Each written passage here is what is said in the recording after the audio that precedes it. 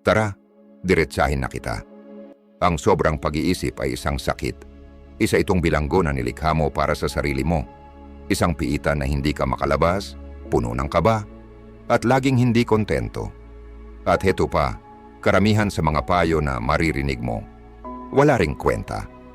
Oo, sinabi ko na. Bilang isang taong nakipaglaban sa walang sawang halimaw ng sobrang pag-iisip, nandito ako para iparating sa iyo ang matigas at malamig na katotohanan na wala nang ibang magsasabi. Ilang gabi na akong nagbabalik-balik, paralisa sa takot na magkamali ng desisyon at sinasaniban ng walang katapusang paano kung. Sayang ang mga taon ko na naipit sa sarili kong isipan, pinipilit makamit ang isang bagay na hindi naman talaga kayang abutin, ang pagiging perpekto. At gusto ko sanang sabihin sa'yo, muntik na akong malugmok. Pero heto ang kwento, nakalabas ako. At nagawa ko yun sa pamamagitan ng pagtanggap sa matapat at walang paligoy-ligoy na aral ng Stoicism. Mga prinsipyo na tapat, minsan kontrobersyal, pero laging epektibo. Kaya kung handa ka nang tumigil sa pamumuhay sa utak mo at magsimulang mamuhay ng tunay, makinig ka. Ito ang 7 leksyon na tumama sa akin at ginising ako mula sa bangungot ng sobrang pag-iisip. Hindi ito para sa mga mahihinang loob. Ito'y para sa mga sawa na sa matatamis na kasinungalingan at handang tanggapin ang katotohanan. Maghanda ka. Gawin mo na, huwag puro isip. Ang sobrang pag-iisip ay parang quicksand. Habang lalo mong ipinaglalaban, lalo ka lang lumulubog. Pinaniwala tayo na ang pagiging mapanuri, ang pagpaplano ng bawat detalye, at ang pagsusuri ng bawat posibleng resulta ay susi sa tagumpay. Pero heto ang matinding katotohanan. Ang aksyon ay laging mas mahalaga kaysa analysis. Noong nasa 22 ako, mayroon akong napakagandang ideya para sa negosyo. Ilang buwan, kung hindi man taon, ang inubos ko sa pagpaplano, pagsasaliksik at pagpapaganda ng konsepto. Sobra akong nag-isip, inisip ko ang bawat posibleng mangyari, bawat balakid at lahat ng maliliit na detalye. Pero nang handa na akong mag-launch, nagbago na ang merkado at nahuli ko na ang pagkakataon. Mahirap na leksyon, pero kailangan ko itong matutunan. Naiintindihan ng mga Stoic ang kapangyarihan ng aksyon.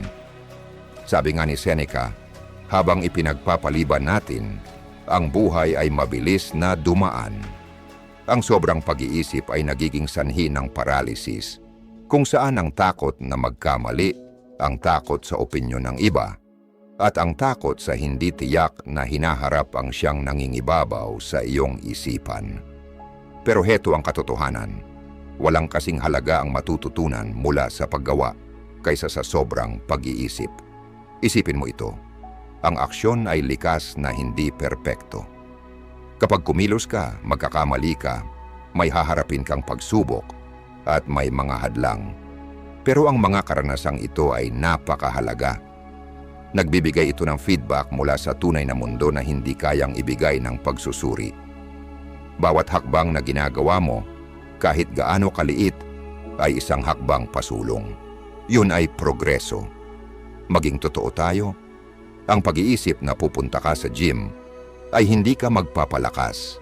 Ang pagpaplano na magsisimula ng negosyo o kay hindi ka magiging negosyante. Ang pangarap na magsulat ng libro ay hindi ka magiging may akda. Kailangan mong gumawa ng hakbang. Kailangan mong magtrabaho, araw-araw at kumilos. Kapag napansin mong nahulog ka na sa baytag ng sobrang pag-iisip, huminto ka at tanungin ang sarili, ano ang maliit na aksyon na pwede kong gawin ngayon? Hindi kailangan maging perpekto, basta't may ginagawa ka.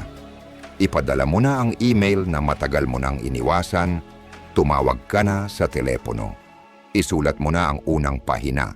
Ang momentum ng aksyon ay magtutulak sa iyo pasulong at makakalabas ka sa paulit-ulit na pag-iisip.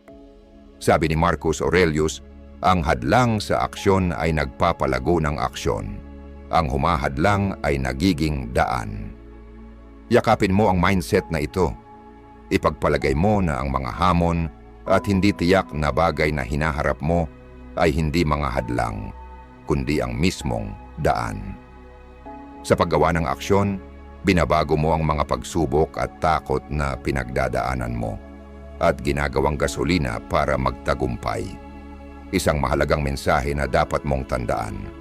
Maikli lang ang buhay at ang oras ay ang pinakamahalagang yaman natin. Ang sobrang pag-iisip ay magnanakaw. Ninanakaw nito ang oras natin na nag-iiwan sa atin ng mga pagsisisi at mga pagkakataong nasayang. Ang aksyon sa kabilang banda ay isang pahayag ng hangarin na mabuhay ng buong buo. Isang pangako na maranasan ang buhay sa pinakapayak na anyo nito, kasama ang lahat ng kalat at hindi inaasahang bagay. Tandaan mo, hindi ka tinutukoy ng iyong mga iniisip o takot, tinukoy ka ng mga aksyon mo. Ang tao na nangangarap baguhin ang mundo, pero hindi gumagawa ng hakbang, ay mananatiling mangarap lang. Ang tao na kumikilos ng may tapang, kahit natatakot, ay magiging pagbabago na gusto niyang makita. Kaya't magtulungan tayo, gawin mo ng higit at mag-isip ng kaunti. Hayaan mong ang mga aksyon mo ang magsalita para sa iyo. Yakapin ang bawat hakbang ng iyong paglalakbay, kasama ang mga hindi tiyak at imperpeksyon nito. Sa huli, hindi ang sobrang pag-iisip ang magtatakda ng buhay mo, kundi ang matapang na mga hakbang na ginawa mo, ang mga risk na tinanggap mo, at ang mga aksyon na ipinaglaban mong gawin. Magsikap ng buo, kumilos ng tiyak, at hayaan mong ang mga aksyon mo ang maglatag ng daan papunta sa iyong tadhana. Pangalawa, hindi ka ganon kahalaga. Tanggapin mo na medyo masakit, pero oras na para harapin ang katotohanan. Hindi ka ganon kahalaga. Sa isang mundong laging nagsasabing sundin ang ating mga pangarap at maging kakaiba, madali tayong mawalan ng balanse at magkaisip na sobrang mahalaga natin. Pero heto ang hindi kayang iwasan na katotohanan. Ang karamihan ng tao ay abala sa sarili nilang buhay at hindi talaga nila iniintindi ang iyo. At heto ang magandang balita, liberating yan. Naranasan ko na yan. May mga panahong iniisip ko na bawat pagkakamali ko ay may malaking ilaw na nakatutok, na ang bawat galaw ko ay sinusuri. Pakiramdam ko, lahat ay nakatingin at humuhusga sa akin, kaya't naging maingat ako, naging conscious, at sa totoo lang, mas naging prone sa sobrang pag-iisip. Hindi ko ito naisip hanggang sa makarating ako sa ilalim ng lahat. Doon ko lang napagtanto na wala talagang ibang nagmamalasakit. Lahat sila ay may sarili nilang laban at insecurities. Ang mga Stoics, lalo na si Marcus Aurelius, ay paulit-ulit na pinaalala ito sa kanyang meditations, kung saan sinabi niyang, nakakabigla, lahat tayo ay mas mahal natin ang ating sarili kaysa sa ibang tao. Ngunit mas pinapahalagahan natin ang opinyon nila kaysa ang ating sarili. Ang paradox na ito ay nagsisiwalat ng isang malalim na katotohanan tungkol sa ating likas na kalikasan. Bawat isa sa atin ay nasa gitna ng ating sariling universo. Kaya't hindi tayo madalas naiisip ng iba. Ang sobrang pag-iisip ay kadalasang nagsisimula sa isang sobrang pakiramdam ng kahalagahan. Iniisip natin na ang ating mga problema at desisyon ay mahalaga sa lahat, pero hindi. Ang matutunan na hindi ito ganon kaimportante ay isang napakalaking solusyon sa sobrang pag-iisip. Isipin mo, gaano ka ba ka-obsess sa mga pagkakamali o desisyon ng ibang tao? Siguro hindi gaano. Abala ka na sa sarili mong buhay. At ganoon din ang lahat ng iba. Ang realization na ito ay nagbibigay ng kalayaan. Ibig sabihin, kaya mong mag-risk, magkamali, at matuto mula dito nang walang bigat ng iniisip na paghuhusga ng iba. Nang matanggap ko na hindi ako ganon kahalaga sa ibang tao, Gaya ng iniisip ko, parang may nabunot na bigat mula sa aking mga balikat. Hindi ko na iniisip ang bawat hakbang ko at nagsimula akong mabuhay. Mas mabilis akong nakakapagdesisyon, kumilos ng mas matapang, at hindi na inaalala kung ano ang sasabihin ng iba. At alam mo ba, bumuti ang buhay ko ng malaki. Hindi ibig sabihin nito na wala ng pagpapahalaga sa nararamdaman ng iba o pagiging makasarili. Ibig sabihin nito, pinapalaya mo ang sarili mo mula sa takot ng paghuhusga at ang pangangailangan ng pag-aapruba. Isa ka lang sa milyon-milyong tao sa mundong ito. Ang mga aksyon mo ay mahalaga, pero hindi ito ang magtatakda ng buong universo. Sa pagtanggap na hindi ikaw ang sentro ng mundo ng lahat, binibigyan mo ang sarili mo ng espasyo para sa tunay na paglago at pagpapabuti. Hindi mo na hinahayaan ang takot sa opinyon ng iba na pumigil sa'yo at nagsisimula kang mabuhay ng totoo, pinapalakas ng iyong mga sariling halaga at layunin. Sabi ni Epictetus, kung gusto mong magbago, tanggapin mong isipin kanilang tanga at mababaw. Tungkol ito sa pagpapakumbaba, ang pag-unawa sa iyong lugar sa mas malaking larawan at pagtanggap na ang iyong halaga ay hindi nakatali sa opinyon ng iba. Kaya't bitawan mo na ang ideya na ikaw ang sentro ng mundo ng ibang tao. Yakapin mo ang kalayaan na hatid ng realisasyong ito. Magdesisyon ng matapang, kumilos ng may layunin, at mabuhay ng totoo. Kapag natigil ka na sa sobrang pag-iisip at nagsimula ka ng kumilos, magiging mas makulay, mas masaya, at higit pa sa lahat, mas rewarding ang buhay mo. Pangatlo, ang pagkukumpara ay nagnanakaw ng kaligayahan. Mag-focus sa iyong landas. Tayo ay nabubuhay sa isang mundong labis na nahuhumaling sa pagkukumpara. Ang social media ay laging naglalabas ng mga curated na larawan ng buhay ng iba, na nagiging dahilan para tayo ay mahulog sa bitag ng pagsukat ng ating halaga sa kanilang buhay. Pero heto ang hindi kayang iwasan na katotohanan. Ang pagkukumpara ay isang nakakalason na ugali na nagnanakaw ng iyong kaligayahan at nagpapababa ng iyong pagpapahalaga sa sarili. Sa loob ng ilang taon, naranasan ko ang walang katapusang siklo ng pagkukumpara, kung ito man ay tungkol sa mga tagumpay sa karera, pisikal na hitsura, o personal na mga tagumpay. Palagi kong nararamdaman na kulang ako. Habang nagsiscroll ako sa social media, nakikita ko ang mga kaibigan at kakilala ko na parang perfect na ang buhay at naiinggit ako at nawawalan ng tiwala sa sarili. Ang patuloy na pagkukumpara ay nagdulot ng sobrang pag-iisip at malalim na pakiramdam ng kakulangan. Ang mga Stoics ay matalino sa kamalian ng ganitong uri ng pag-iisip.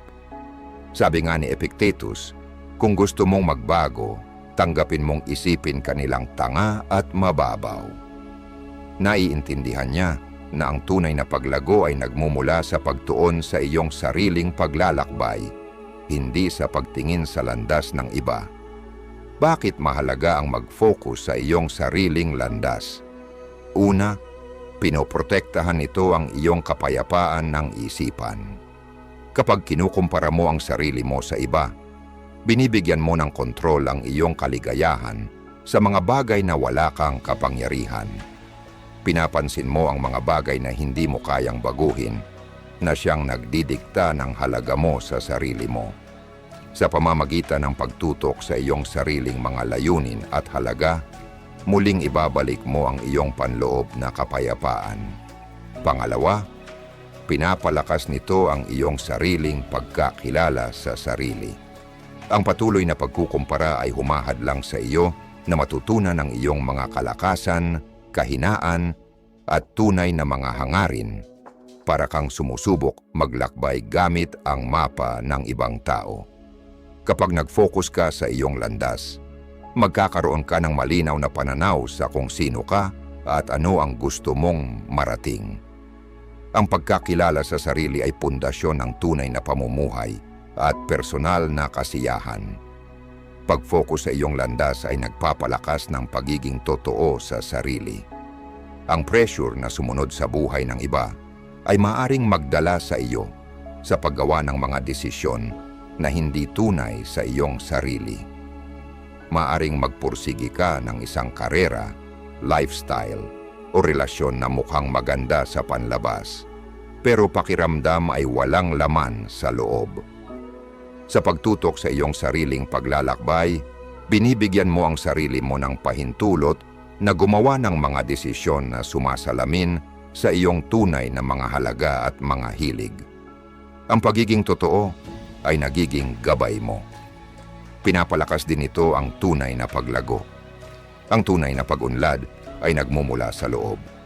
Hindi mula sa pagkukumpara sa iba, kundi mula sa pagtatakda ng mga personal na layunin, pagkatuto mula sa iyong mga pagkakamali, at pagdiriwang sa bawat tagumpay, gaano man ito kaliit. Ang paglago ay tungkol sa pagiging pinakamagandang bersyon ng iyong sarili, hindi kopya ng ibang tao. Ang pagtutok sa iyong landas ay nagpapalakas din ng iyong katatagan. Ang buhay ay puno ng hindi inaasahan, at bawat landas ay iba. Ang patuloy na pagkukumpara ay nagdudulot ng pakiramdam ng kabiguan kapag hindi umaayon sa plano ang mga bagay. Pero kapag ikaw ay nakatayo sa iyong sariling layunin, matututo kang mag-navigate sa mga pagsubok at hamon ng mas maayos.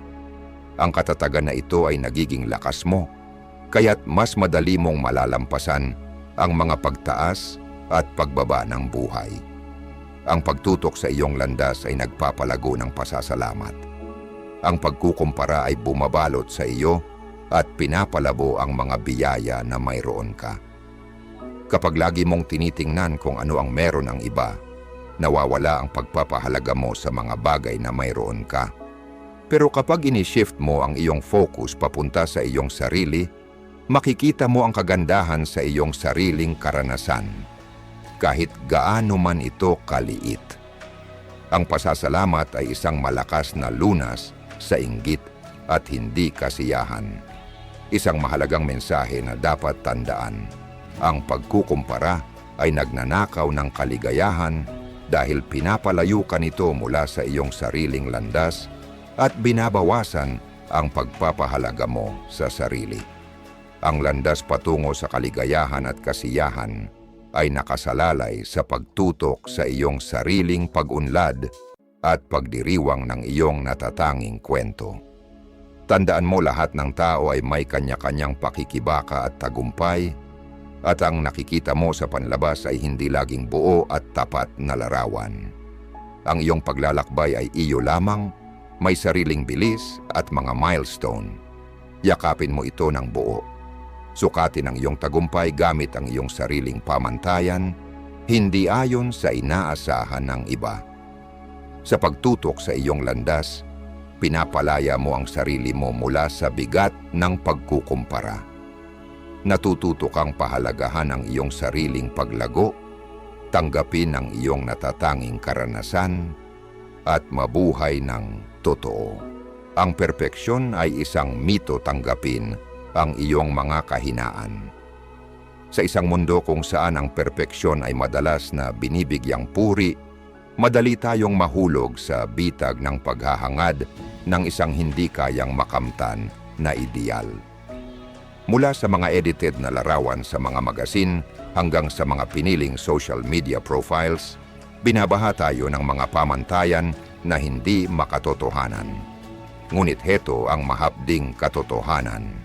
Ang perpeksyon ay isang metro, isang ilusyon na nauurong sa frustration, kawalan ng tiwala sa sarili, at walang katapusang pag-iisip. Isang malaking bahagi ng buhay ko ang inialay ko sa paghahangad ng perpeksyon. Sa aking karera, relasyon, at personal na mga hangarin, ako'y nahulog sa pagkakaroon ng obsesyon sa pagiging walang kamali-mali. Maghapon kong pinapahirapan ang sarili ko sa maliliit na detalye, natatakot gumawa ng mga pagkakamali. Ang paghahangad ng perpeksyon ay nakakapagod at nakakapanimdim.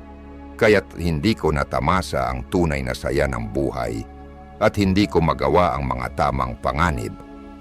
Naunawaan ng mga Stoics ang walang saysay na paghahangad ng perpeksyon.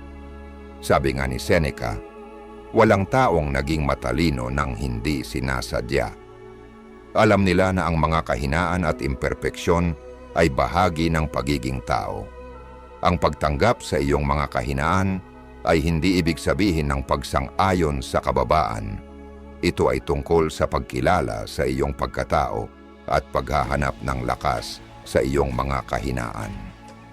Ang ganitong pagpapalaya ay nag-aalis ng mga hindi makatotohanang expectations. Ang paghahangad ng perpeksyon ay naghahanda sa iyo para sa walang katapusang pagkabigo dahil hindi ito maabot.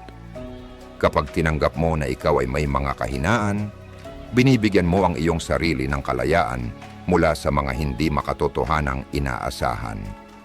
Binibigyan mo ang iyong sarili ng pagkakataon na maging tao, gumawa ng mga pagkakamali, at matuto mula rito. Ang pagbabagong pananaw na ito ay isang malalim na pagpapalaya. Ika-isa. Nagtutulungan ang pagiging tapat sa iyong sarili.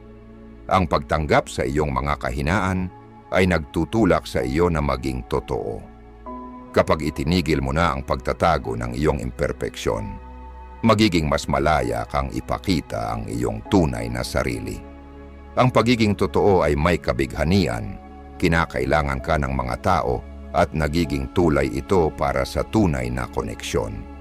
Mas pinahahalagahan ng mga tao ang katapatan at kahinaan kaysa sa isang ilusyon ng perpeksyon. Ang pagiging tapat ay nagbubuo ng tiwala at nagpapalalim ng relasyon. Dalawang pinapalago ang paglago at pagkatuto, ang pagiging perpeksyonista ay nagpapabagal sa paglago. Kapag ikaw ay na-obses sa pagiging perpekto, natatakot kang kumuha ng mga panganib, sumubok ng mga bagong bagay, at lumabas sa iyong comfort zone. Ang pagtanggap sa iyong mga kahinaan ay nangangahulugang pagtanggap na magkakamali ka. At okay lang iyon. Ang mga pagkakamali ay mga pagkakataon para sa paglago at pagkatuto. Bawat kabiguan ay isang hakbang patungo sa pagpapabuti at mastery. 3. Nagtutulungan ang katatagan. Ang buhay ay hindi tiyak at madalas magulo. Ang pagiging perpeksyonista ay nagpapahina sa iyo dahil umaasa ito sa lahat ng bagay na mangyari ayon sa plano. Ang pagtanggap sa iyong mga kahinaan ay nagpapalakas sa iyong katatagan. Matututo kang mag-adjust, bumangon mula sa mga pagsubok, at magtagumpay sa kabila ng mga hamon. Ang katatagan ay tungkol sa paghahanap ng lakas sa iyong imperpeksyon at paggamit nito upang magpatuloy. 4. Nagtutulungan ang pagmamahal sa sarili. Ang pagiging perpeksyonista ay nagpapalakas ng kritikong panloob at matinding paghuhusga. Ang pagtanggap sa iyong mga kahinaan ay nagtutulak sa iyo na mahalin ang iyong sarili. Matututo kang tratuhin ang iyong sarili ng may kabaitan at pag-unawa at ma-realize na lahat tayo ay may mga kahinaan. Ang pagmamahal sa sarili ay mahalaga para sa mental na kalusugan. Tinutulungan ka nitong mag-navigate sa mga hamon ng buhay ng may grasya at kalmado. 5. Nagpapalakas ng pagkamalikhain at inobasyon. Ang pagkamalikhain ay namumuhay sa isang kapaligirang tinatanggap ang pagkakamali bilang bahagi ng proseso. Ang pagiging perpeksyonista ay pumipigil sa pagkamalikhain dahil hinihingi nito ang pagiging perpekto mula sa simula pa lamang. Kapag tinanggap mo ang iyong mga kahinaan, binibigyan mo ang iyong sarili ng pahintulot na mag-eksperimento, kumuha ng mga panganib, at mag-innovate. Ang pagkamalikhain ay lumalago kapag ikaw ay malaya sa takot sa pagkatalo. Isang malalim na mensahe na dapat tandaan. Ang perpeksyon ay isang mito na nagtatago sa iyo sa isang siklo ng pag-iisip at kawalan ng tiwala sa sarili. Ang pagtanggap sa iyong mga kahinaan ay hindi tungkol sa pagtanggap ng pagiging kulang, It's about recognizing your inherent worth and finding beauty in your imperfections. Tandaan mo, ang iyong mga kahinaan ang nagpapasikat sa iyo bilang tao. Ito ay bahagi ng iyong kwento, iyong paglalakbay at iyong paglago. Sa pagtanggap nito, magiging mas totoo kang tao, magkakaroon ng mas malalim na koneksyon at makakaranas ng tunay na paglago. Ang iyong mga emosyon ay nagsisinungaling sa iyo. Huwag mong basta-basta pagkatiwalaan ang iyong mga emosyon. Ang mga emosyon ay malalakas na puwersa na nagdidikta ng ating mga desisyon at hinuhubog ang ating pananaw sa realidad. Ngunit hindi palaging tama ang kanilang mga ipinapakita. Ang mga emosyon ay maaaring magkamali, nagpapalaki ng panganib, kumakalat ng maling impormasyon, at binabaluktot ang ating paghatol.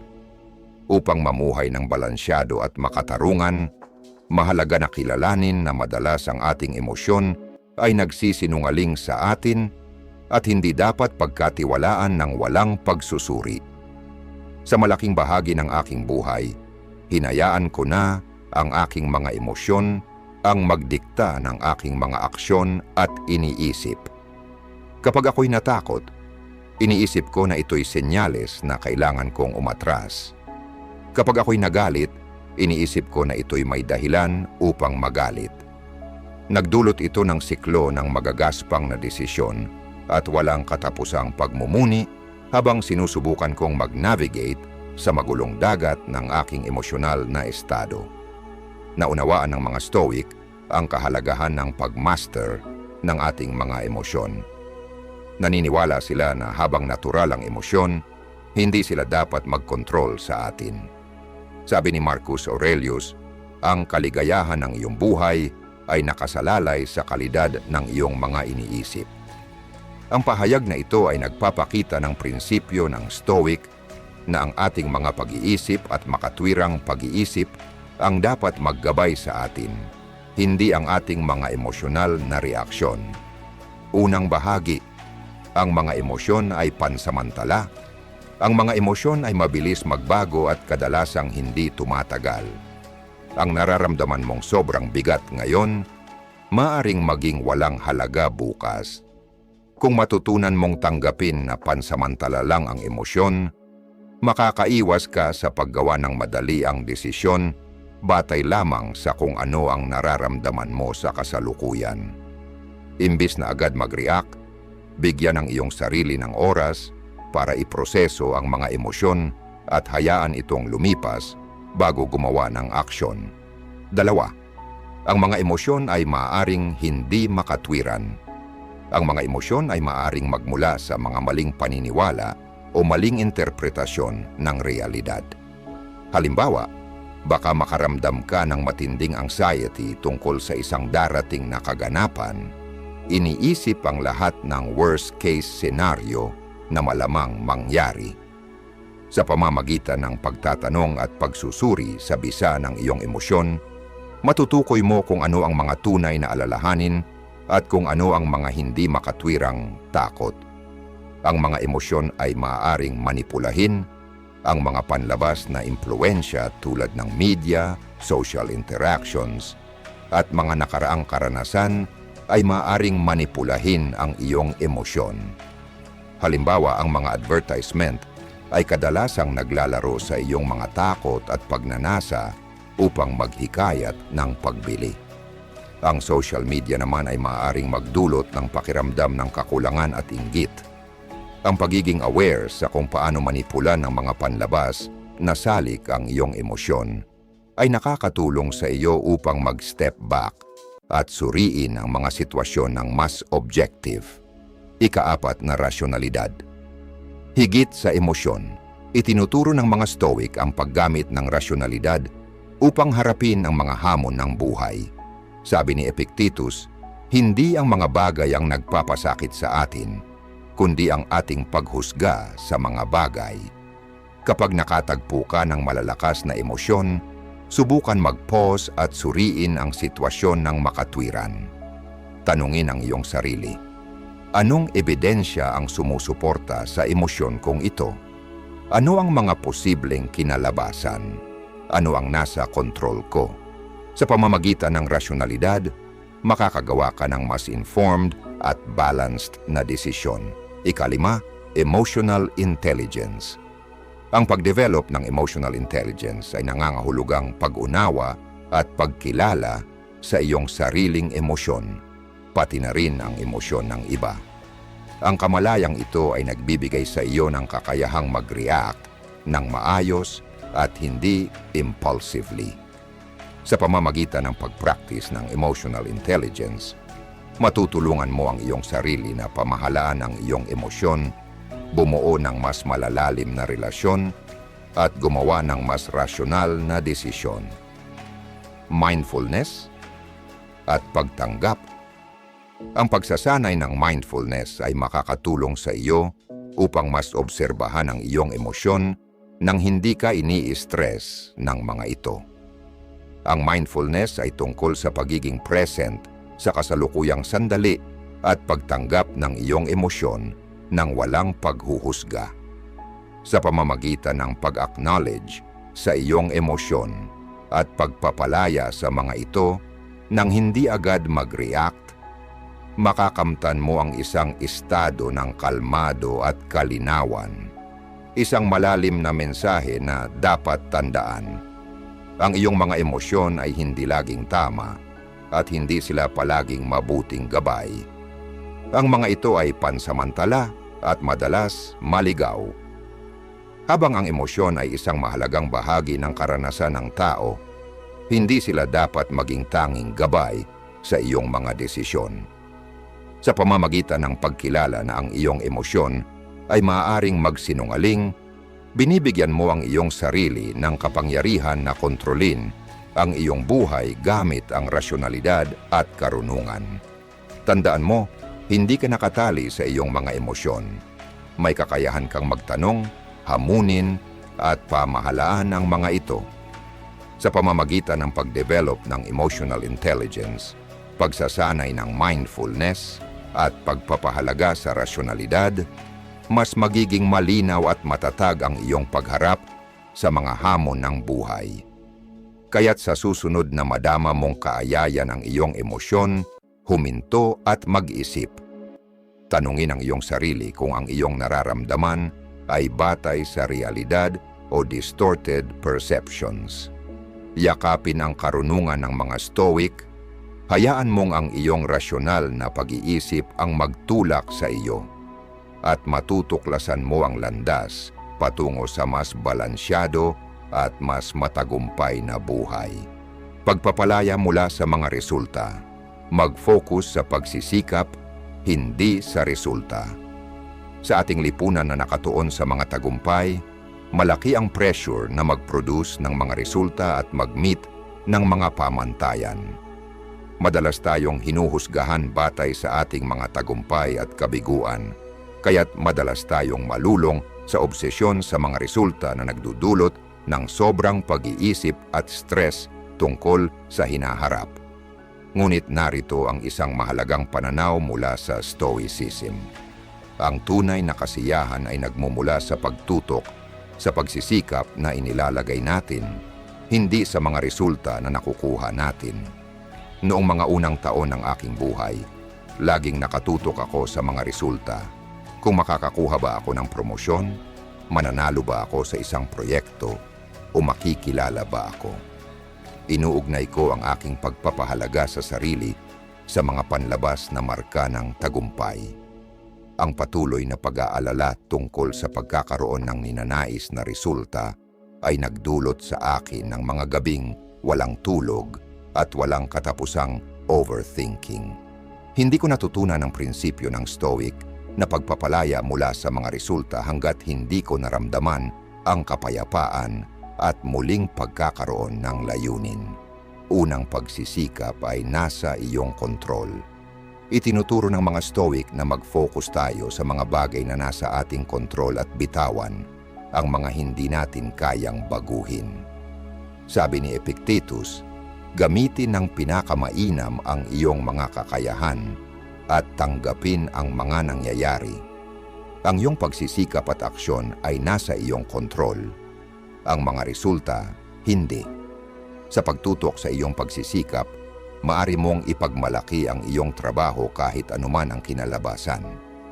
Ang ganitong pagbabago ng perspektibo ay nakakatulong upang mabawasan ang anxiety at overthinking dahil hindi mo na hinahabol ang mga bagay na wala sa iyong kontrol. Ikalawang proseso, bago ang produkto. Kapag nag-focus ka sa proseso kaysa sa produkto, magiging mas nakatutok at kasali ka sa iyong ginagawa. Ang ganitong mindset ay nagtutulak sa iyo upang lubos na magpakasaya at magtagumpay sa paggawa ng mga gawain kaysa sa paghahanap ng kaligayahan sa dulo. Hindi lamang nito pinapaganda ang kalidad ng iyong trabaho, kundi binibigyan ka rin ng mas makulay at makulay na karanasan sa bawat hakbang ng iyong paglalakbay. Ikatlong katatagan sa pagharap sa kabiguan. Sa pamamagitan ng pagpapalaya mula sa mga resulta, binubuo mo ang iyong katatagan. Ang kabiguan ay nagiging hindi kasing bigat kapag hindi nakatali ang pagpapahalaga mo sa sarili sa mga resulta. Maaari mong makita ang mga setbacks bilang mga pagkakataon na matututo kaysa makita ito bilang personal na kabiguan. Ang katatagan na ito ay nagpapabilis sa iyong pagbangon at nagpapalakas sa iyo upang patuloy na magtrabaho para sa iyong mga layunin ng may bagong determinasyon at karunungan. Ikaapat, binabawasan ang performance anxiety. Ang anxiety tungkol sa performance ay kadalasang nagmumula sa takot na hindi makamit ang inaasahang resulta. Sa pagtutok sa iyong pagsisikap, nawawala ang bigat na ito. Naiintindihan mong basta't ibinibigay mo ang iyong pinakamahusay na kaya, matagumpay ka na, hindi alintana kung ano ang kinalabasan. Binabawasan ito ang stress at anxiety na kaugnay ng performance, kaya't magagawa mong lapitan ang iyong mga gawain ng mas malinaw at focused na isipan. Ikalima, hinuhubog ang patuloy na pagsisikap. Kapag inuuna mo ang pagsisikap kaysa sa mga resulta, napapaunlad mo ang ugali ng patuloy na paggawa.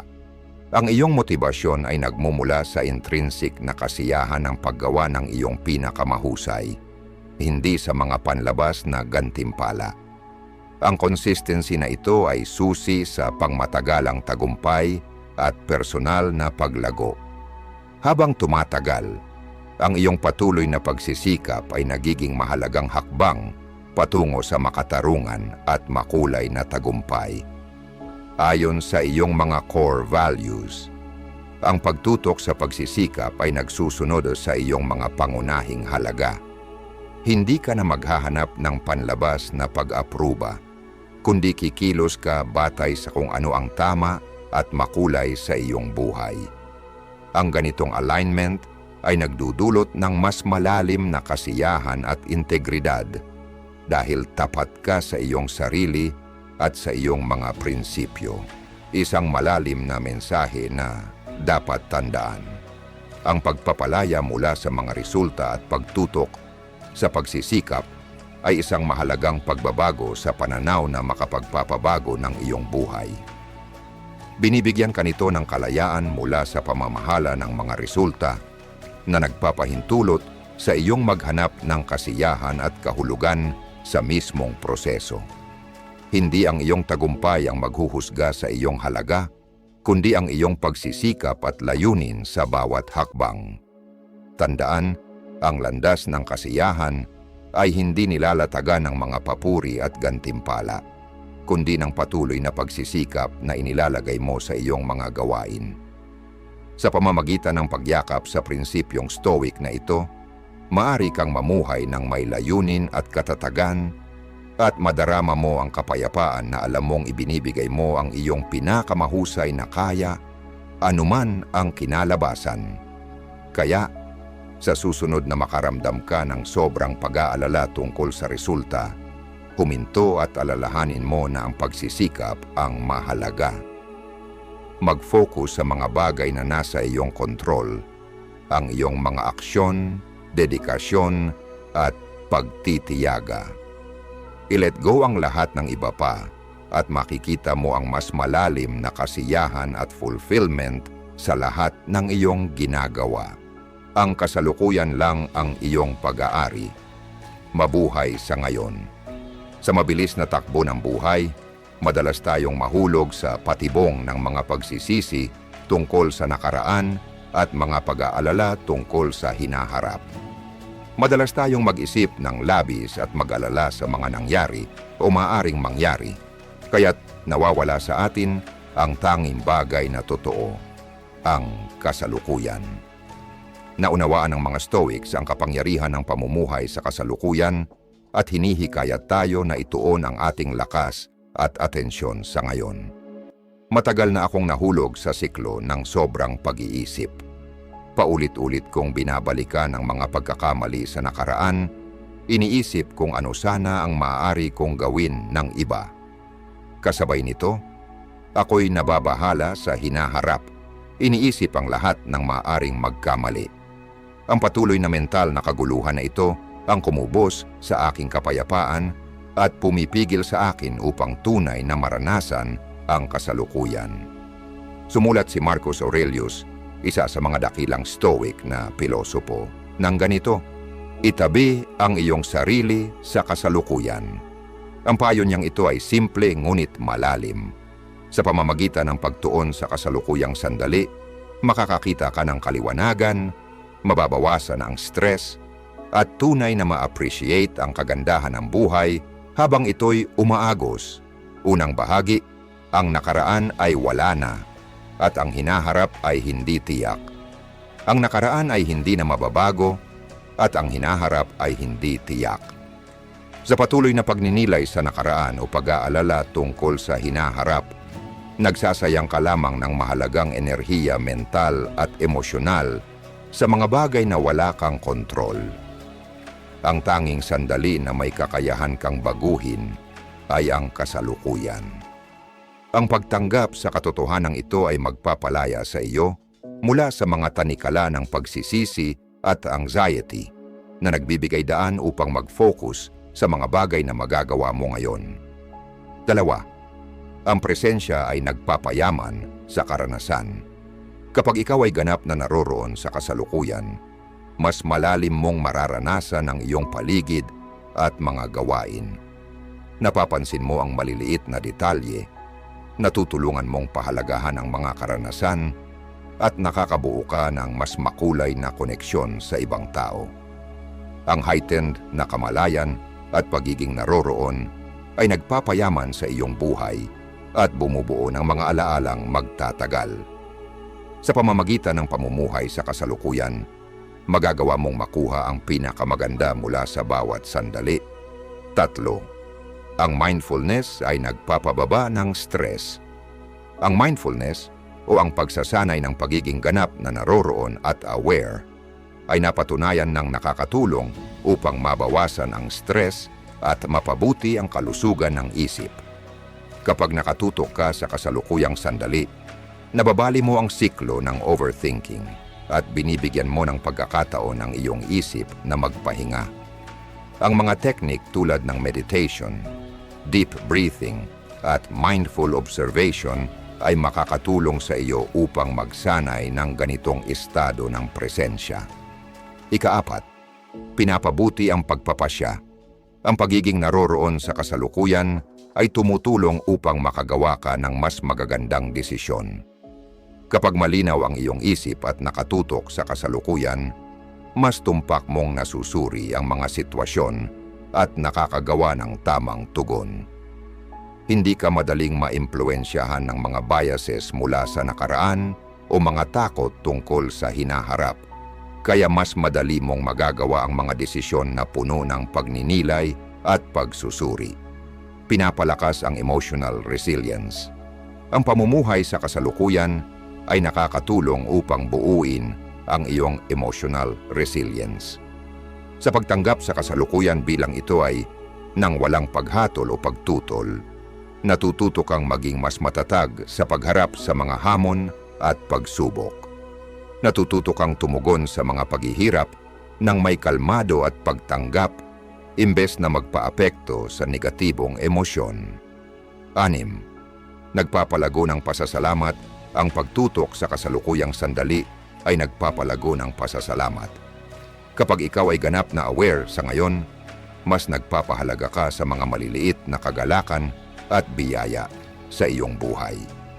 Ang pasasalamat ay nagpapabuti ng iyong kabuuang kalusugan at nagdudulot ng kasiyahan at kapayapaan sa iyong puso.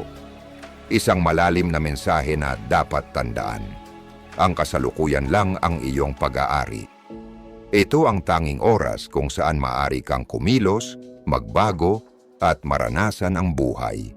Sa pamumuhay sa ngayon, pinapalaya mo ang iyong sarili mula sa mga pasanin ng nakaraan at mga hindi tiyak na bagay sa hinaharap. Nakakamit mo ang kalinawan, nababawasan ang stress, at natututo kang mag-enjoy sa pagiging naroroon sa bawat sandali. Tandaan, ang buhay ay isang serye ng mga kasalukuyang sandali. Bawat isa ay isang pagkakataon upang makibahagi, lumago, at maranasan ang kabuuan ng ating pag-iral. Sa pamamagitan ng pagtanggap sa kasalukuyan, makakabuo ka ng buhay na puno ng kahulugan at tunay na kasiyahan. Kaya, sa susunod na ikaw ay madala sa isang spiral ng overthinking, huminto at ibalik ang iyong atensyon sa kasalukuyang sandali. Pansinang mabuti ang iyong paligid, huminga ng malalim, at ilubog ang sarili sa ngayon. Sa paggawa nito, madarama mo ang malalim na kapayapaan at kasiyahan mula sa pamumuhay ng buo sa bawat sandali. Konklusyon, pagtanggap sa karunungang Stoic. Sa pagtatapos ng pagtalakay sa mga prinsipyo ng Stoic at kung paano ito makakatulong sa pagtagumpayan ng overthinking, tandaan na ang mga ito ay hindi lamang mga abstraktong filosofiya. Ito ay mga praktikal na kasangkapan na maaring magbago ng iyong pang-araw-araw na buhay, nagdudulot ng kalinawan, kapayapaan, at tibay. Ibinahagi ko ang aking personal na karanasan at ang malalim na epekto na naidulot sa akin ng mga aral na ito.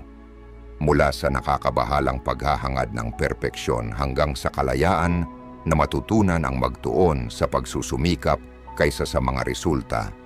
Ang mga pananaw na ito ay nagbago sa aking pangunawa sa kung ano ang ibig sabihin ng mamuhay ng may kahulugan at kasiyahan. Nakakatulong ito upang makalaya ako mula sa mga tanikala ng sobrang pag-iisip na nagbibigay daan upang yakapin ang kasalukuyan at kumilos ng may layunin at direksyon. Isang malalim na mensahe na dapat tandaan. Ang buhay ay hindi tiyak, magulo, at puno ng mga pagdududa. Hindi natin kontrolado ang lahat ng nangyayari sa atin, ngunit kontrolado natin kung paano tayo tutugon. Tinuturuan tayo ng mga Stoics na ang ating tunay na lakas ay nasa ating kakayahang pumili ng ating mga reaksyon, magtuon sa mga bagay na kaya nating kontrolin at bitawan ang mga bagay na wala tayong kontrol. Ito ang pinakapayak na anyo ng tibay at karunungan. Sa pamamagitan ng aplikasyon ng mga prinsipyo ng Stoic na ating tinalakay, gaya ng pagpapahalaga sa aksyon kaysa sa pagsusuri, pagtanggap sa ating mga kahinaan, hamunin ang ating mga iniisip, at pamumuhay sa kasalukuyan, maaari nating pagtagumpayan ang mga kompleksidad ng buhay ng mas madali at may kumpiyansa.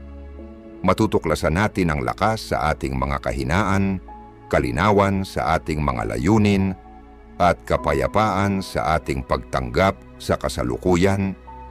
Ang paglalakbay patungo sa pagtagumpayan ng overthinking ay hindi isang one-time na kaganapan, kundi isang patuloy na pagsasanay. Ito ay tungkol sa paggawa ng maliliit, sinadyang mga pagbabago sa kung paano ka mag-isip, kumilos, at makita ang mundo.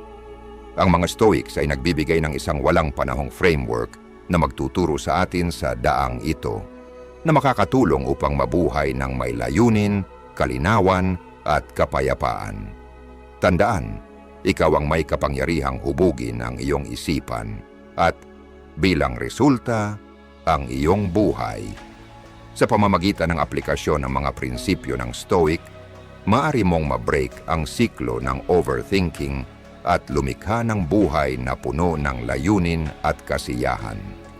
Maraming salamat sa pagsama sa akin sa paglalakbay na ito. Naway makakita ka ng lakas sa iyong mga aksyon, kapayapaan sa kasalukuyan, at karunungan sa mga turo ng Stoic.